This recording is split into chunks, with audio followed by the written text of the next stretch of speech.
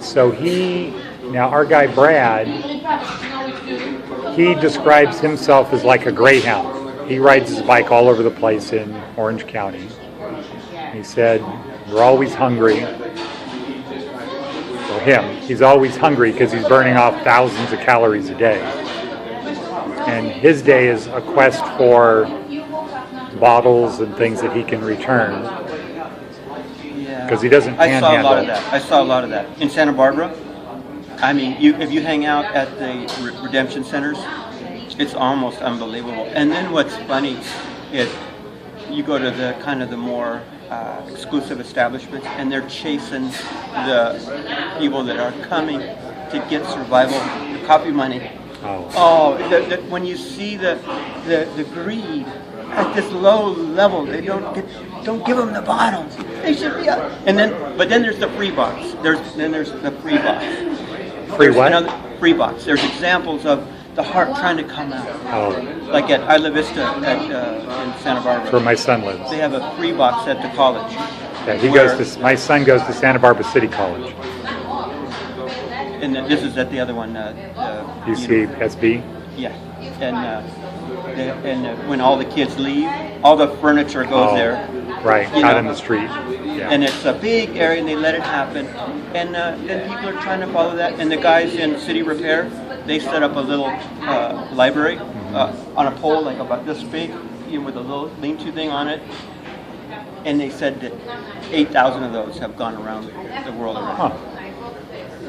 And this opening of the heart, it's the gatekeeper mind. It's the gatekeeper mind that is the fear mind that is triggered by these cultural stories, by the cultural thought viruses. It's part of us. We are a fight or flight animal. We have that in us. But when the culture triggers it and heightens that, we watch football games, we get excited about the survival of the fittest. And then we get hyper extended, hyper ecstatic into those fear states. And then we call that fun. Then we go watch a movie about killing, and that's fun. We're so sick and we don't know. We're like the fish in the water. We don't know it. Right. So is there a solution? Oh, absolutely. This conversation is it, too. And you see it. You're seeing it. I'm not the only one seeing this. You're not the only one seeing this. You're not the only one seeing this. It's happening, and people are doing it. But the people that are doing it are having a very hard time. There's a place called Oroville in India. Oh, India. Okay. Where people like Vivekananda. What I did is I went to California to kind of follow the old hippie trail to see what happened. Why did it fail? Why did the 60s fail? Okay. And what it was is charismatic leaders went and used the same pyramid scheme and had their sex slaves and their sailboats, and it was just horrible. The Rolls Royces. Well, like the guy in Oregon. That guy was bright. I read some of his stuff, and I don't quite get him yet because he was brilliant.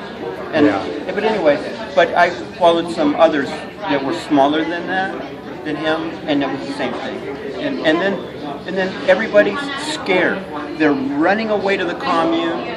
They're not going there to really become human. They're going there to extend their fear trip by running away. And so they are not healthy places. Right. And then the zoning Nazis come and perpetuate that Waco fear. Yeah. And we live in the police are still the Roman centurion. We live, it's still, there is a lot of infrastructure left with us of the Roman Empire. Sure. We are an occupied colonial civilization, and we're occupied by our own people. It's crazy when you think about it. And they know it. They're in on the drug crime. They are the crime. The authorities are the Roman Empire, and they are the crime.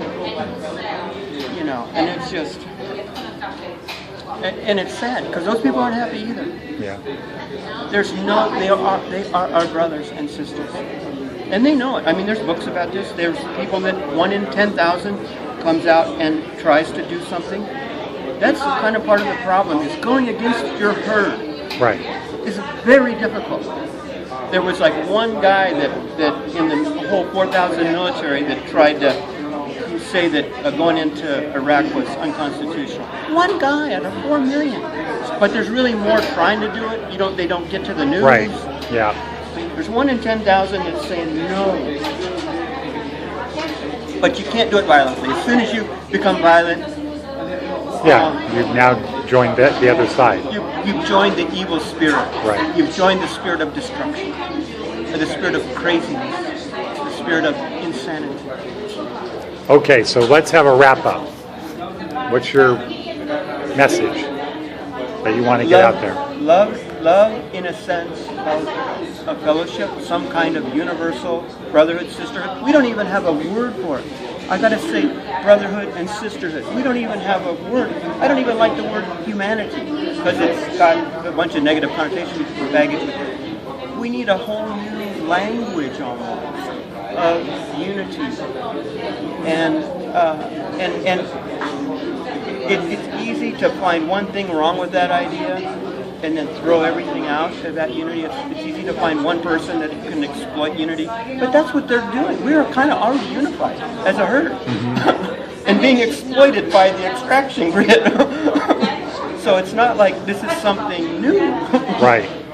It's understanding. People need to, and the thing is, it's the people. There's many different paths. Not everybody can understand all this. Right. But the people that can need to do something, and it only takes 3%. Why 3? That's the statistic from big revolutionary changes that have been. There's books about it and stuff. Okay. And so, if you can, be part of the 3%, and if you can't, do your best. Right. But nonviolent. Perfect. Excellent.